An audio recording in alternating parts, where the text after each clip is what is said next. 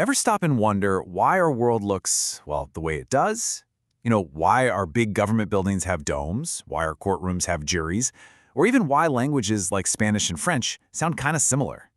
Turns out the answer, more often than you'd think, points back to one single place: Rome.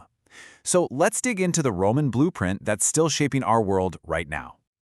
Okay, picture a modern football stadium. Just a massive concrete bowl packed with tens of thousands of screaming fans.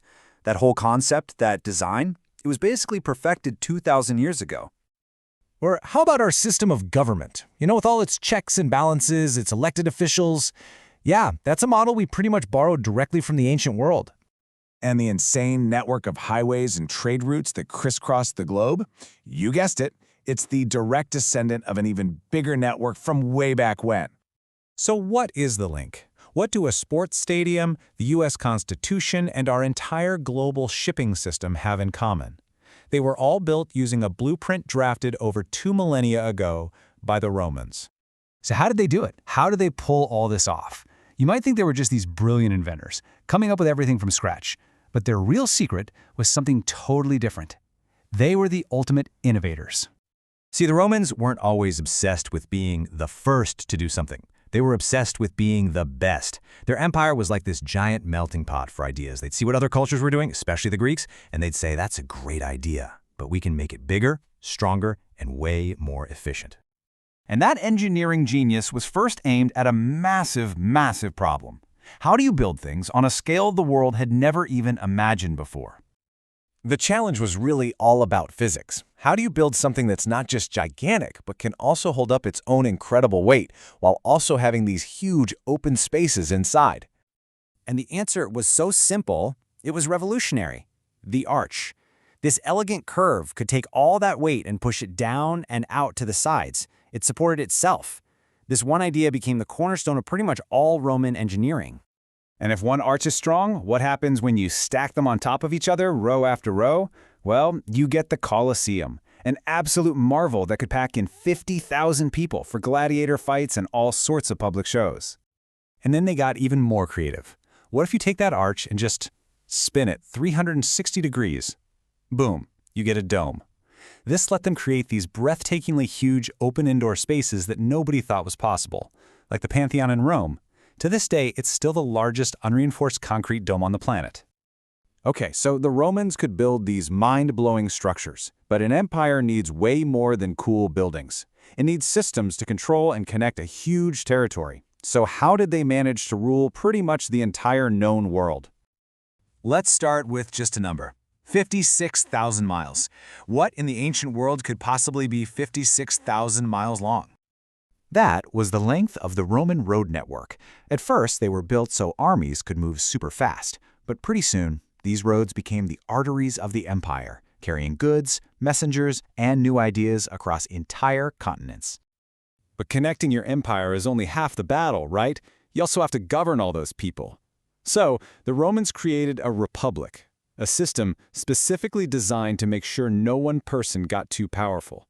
And when you look at it, with its elected leaders, a powerful Senate, citizen assemblies, the parallels to modern governments, like here in the United States, are just unmistakable. We're still using their political blueprint.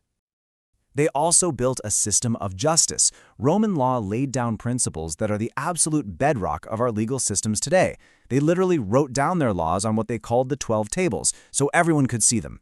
They created courts with lawyers and juries, and this is so important, they established the right for an accused person to actually defend themselves. So, with the buildings and the government systems in place, the Romans faced their biggest challenge yet. How do you create a shared identity for millions of people who all speak different languages and worship different gods? A huge part of the answer was language. Latin became the universal language for government, for business, for learning, and when the empire eventually broke apart, Latin didn't just disappear. Nope, it evolved. In different places, it slowly changed into what we now call the Romance languages. Yep, Spanish, French, Italian. It's a direct linguistic family tree, all going back to Rome. And then there's religion. With over 2 billion followers today, Christianity is the world's biggest faith. And its story?